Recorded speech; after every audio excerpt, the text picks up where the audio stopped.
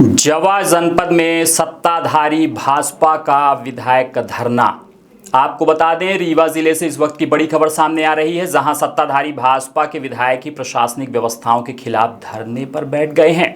जी हां, सिरमौर विधानसभा क्षेत्र के भाजपा विधायक दिव्यराज सिंह जवा जनपद कार्यालय में अनशन पर बैठे हुए हैं। बताया जा रहा है कि प्रशासनिक कार्यप्रणाली और क्षेत्र की व्यवस्थाओं को लेकर विधायक नाराज चल रहे हैं। विधायक की मांग है कि कलेक्टर मौके पर पहुंचे, व्यवस्थाओं का जायजा लें और संबंधित अधिकारियों को कार्यप्रणाली में सुधार के निर्देश दें। विधायक का कहना है कि जब तक व्यवस्थाओं में सुधार और आवश्यक कार्रवाई नहीं होती, तब तक धरना प्रदर्शन जारी रहेगा। अब सवाल यह है कि जब सत्ता पक्ष के विधायक को ही अपनी ही सरकार की प्रशासनिक व्यवस्था के खिलाफ धरने पर बैठना पड़ रहा है, तो आम जनता की शिकायतों और समस्याओं की सुनवाई किस स्तर पर हो रही है। विधायक का यह विरोध प्रदर्शन प्रशासनिक व्यवस्था और अफसरशाही की कार्यप्रणाली पर गंभीर सवाल खड़े कर रहा है। फिलहाल सभी की नजरें इस बात पर टिकी हुई हैं कि प्रशासन विधायक की मांगों पर क्या कार्रवाई करता है और यह धरना कब तक समाप्त होता है। बाउंड्री से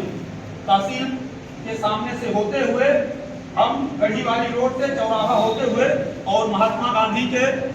स्थल पर वहां से भारत माता की जय, वंदे मातरम की घोषणा उद्घोष करते हुए, इसमें कोई पार्टी का जयकारा हमको नहीं लगाना है, सिर्फ भारत माता की जय और वंदे मातरम का उद्घोष मात्र करना है। और जिससे जो समाज के लोग हों, जनता जनार्दन को यह बात बड़े हर्ष के साथ आज सूचित कर रहा हूं कि लगातार सिरमौर विधानसभा क्षेत्र के लिए यह सौभाग्य की बात रही है कि लंबे समय से सत्ता के अलग जनप्रतिनिधि विधानसभा में हुआ करते थे, मगर सौभाग्य हम सबका तब उदय हुआ जब माननीय विधायक जी का सिरमौर विधानसभा में आगमन हुआ और वो जनता के जनहितैषी कार्यों को लेकर यहाँ लगातार सक्रिय रहे हैं। कभी कभी ऐसी परिस्थिति आ जाती है कि जब शासन और प्रशासन मिल करके जनता के लिए काम करता है, पर ऐसी परिस्थिति कभी आ जाती है कि कुछ कमजोरियां जब आने महसूस होती है, तो आज माननीय विधायक जी ने जिले के कलेक्टर साहब को यहाँ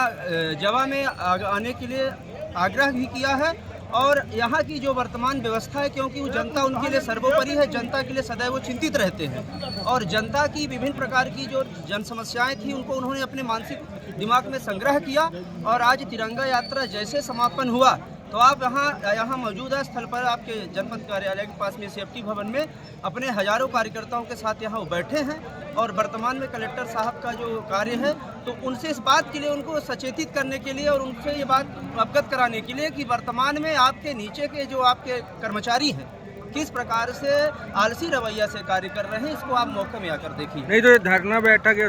धरना बैठक है, ये तो मांगे भी हैं, उनकी ऐसी मांग हो रही है तो मांग तो बिना धरना के भी किया जा सकता है, इसको धरना हम नहीं कह सकते हैं। हमारी सरकार है और हमारी सरकार जनता के लिए काम करती है, कर भी रही है। तो माननीय विधायक जी का जो कहना है, जो उनका उद्देश्य है, अपने कार्यकर्ताओं के साथ जनता के लिए सक्रिय रहते हैं। उन्होंने तो यही बोला ना कि हम तब तक बैठेंगे जब तक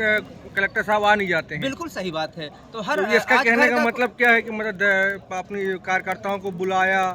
और इकट्ठा किया, आपको अभी कहा कि प्रदर्शन क्या है, मतलब कहने का